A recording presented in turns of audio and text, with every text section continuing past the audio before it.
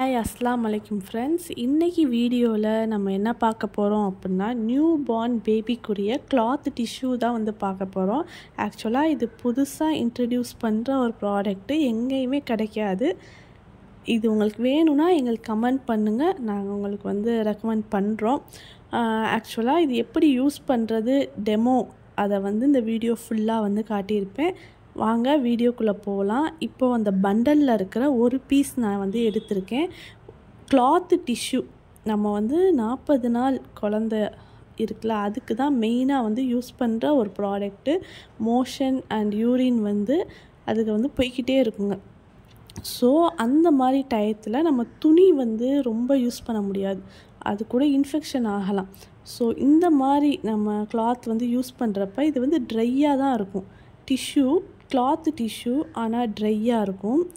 டிஷ்யூன்னு சொன்னோன்னா எல்லாமே ஈரமாக இருக்குமோ அப்படின்னு நினச்சிடாதீங்க, ட்ரையாக தான் இருக்கும். நம்ம வந்து இதை கோமணம் மாதிரி வந்து பிள்ளைக்கு வந்து கெட்டுறோம்.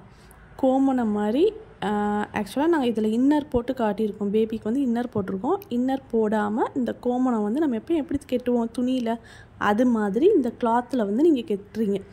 கெட்டி வைக்கிறப்ப பேபி வந்து யூரினோ மோஷனோ போனால் நம்மளுக்கு வந்து அது வந்து அடுத்தடுத்த லேயரில் வந்து படாது.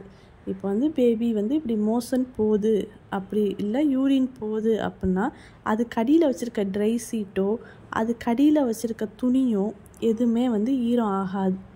அந்த டிஷ்யூ கிளாத்தில் மட்டும்தான் ஈரம் இருக்கும். நம்ம அப்படியே ரிமூவ் பண்ணி டஸ்ட்பினில் போட்டுறணும். அதே மாதிரி மோஷன் பேபி போயிடுச்சு அப்படின்னா நம்மளுக்கு வந்து கீழே ஒரு துணியில் ஆகிடும், துணியிலேருந்து வடிஞ்சிரும், அது மாதிரிலாம் ப்ராப்ளம் இருக்கும். ஓகேவா? அந்த இது வந்து நம்ம கவலையே பட தேவையில்ல.